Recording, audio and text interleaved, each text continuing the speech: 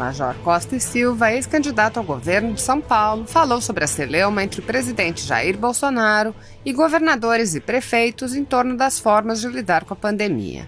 Para Costa e Silva, governadores e prefeitos têm feito uso político da pandemia com dois objetivos: atacar o presidente e levantar recursos. Usando exemplos do estado de São Paulo, o Major Costa e Silva afirma que a população é a mais prejudicada pelas ações dos governadores e prefeitos. Assista. Esse ano é ano eleitoral. Então o pessoal está buscando dinheiro para fazer campanha. E o melhor jeito de arrumar dinheiro para fazer campanha, vide-se aí a era PT, é conseguir dinheiro desviado para ser jogado nas campanhas e pagar marqueteiros e suas jogatinas todas aí de campanha.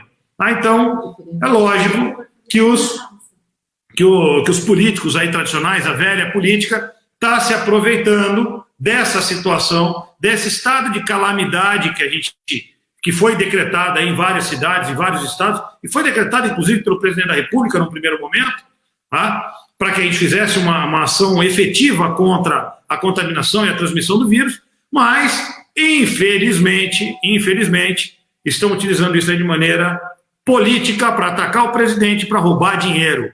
Tá? É roubalheira mesmo.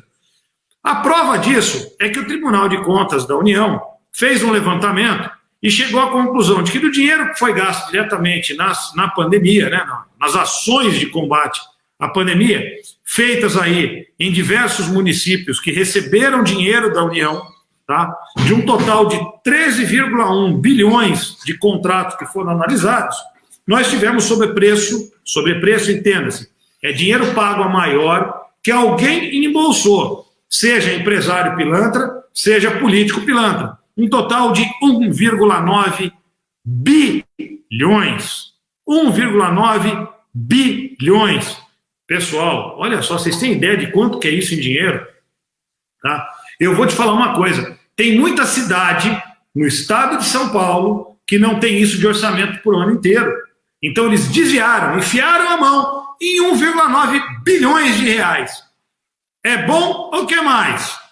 Tá? Isso é o que está acontecendo com os nossos prefeitos, tá? E com governadores que estão ignorando a necessidade, tá? Ignorando a necessidade do povo e se preocupando em encher os seus bolsos, é lógico, porque o cara rouba um pouquinho para o bolso dele e rouba um pouquinho para fazer a campanha dele. A Cássia está dizendo 1 para você e 3 para mim.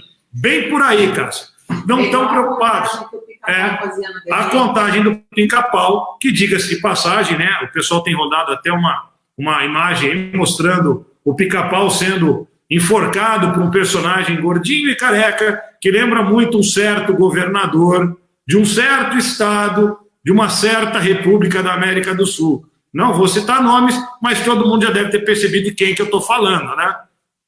Então, se lá naquele estado já está acontecendo isso, estamos esperando e rezando para que logo a Polícia Federal bata nas portas dos nossos órgãos públicos aqui no estado de São Paulo também, porque tenho certeza absoluta que a pilantragem acontece aqui também.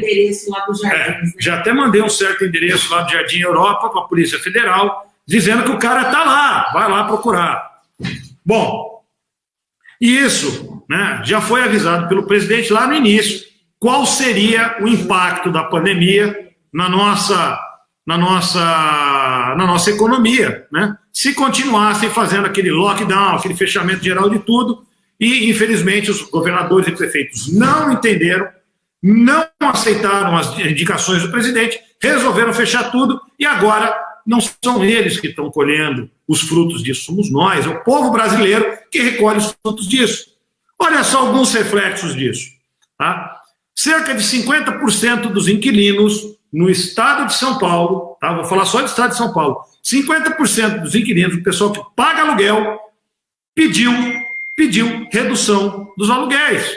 Ou seja, há negociações para se reduzir o valor dos aluguéis. Mais da metade do pessoal pedindo redução do aluguel. Estou vendo aqui o Coronel Jespersen. Coronel, minha continência, obrigado por estar acompanhando aqui. Coronel foi meu chefe, meu amigo, e está agora aqui prestigiando a nossa live. Obrigado, Coronel. Então nós tivemos aí pedidos de redução de aluguel. Tá? Só que está muito difícil o pessoal reduzir. Por quê? Os donos dos imóveis também estão precisando de dinheiro. Agora, se a gente não conseguir chegar no meio termo, a gente vai ver a quantidade de empresa, a quantidade de pessoas que não vai ter condições de pagar aluguel. Se a empresa não tiver condições de pagar o aluguel, ela fecha. Se a empresa fecha, é mais gente sendo demitida, mais gente sem emprego. Tá? E também, se as pessoas não conseguem pagar o aluguel da própria casa, é mais gente indo morar na rua. Não precisa, pessoal, não precisa de muita coisa, não.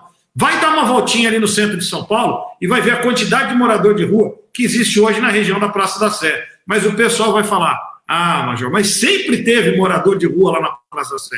Sempre teve, pessoal. Mas olha como a quantidade aumentou absurdamente. É muito mais gente morando na rua. Eram consideradas em torno de 23, 24 mil pessoas há pouco tempo atrás, há pouco menos de um ano. Mas agora, nós estamos tendo uma quantidade maior. E isso cresce muito mais.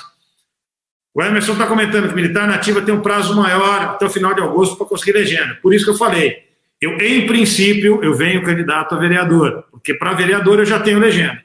Se algum partido me der a legenda para a prefeitura, em condições de participar e de competir, aí eu mudo e venho candidato a prefeito de São Paulo. Eu ainda tenho prazo, meu prazo vai até agosto, porque eu estou na ativa, então eu tenho prazo até agosto para mudar de partido, ok? Caso nenhum partido me ofereça essa legenda, eu venho candidato a vereador.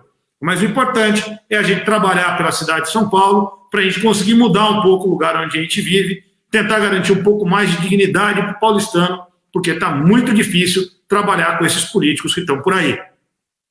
Mas continuando aqui a situação, os impactos da pandemia, não na saúde do cidadão, mas na vida do cidadão, olha só, nós tivemos aí 98,6% dos pedidos de redução de imposto negados pela Justiça. Tá? Então, o pessoal, aqui no estado de São Paulo, entrou com pedido de redução de imposto, porque a gente continua pagando IPTU, continua pagando ISS, continua pagando IPVA. Então, o pessoal continua pagando todos os impostos. O cidadão, a empresa que vende lá, continua pagando ICMS, ou seja, os impostos continuam. E tem que ser pago, porque se não pagar, é executado, fecham a empresa e o cara não consegue mais trabalhar. Mas a Justiça, além do Estado estar negando a redução do imposto, a Justiça tem negado também. Agora, pessoal, é muito fácil para a Justiça negar a redução de imposto. Sabem por quê, pessoal? Quem nega imposto é um juiz.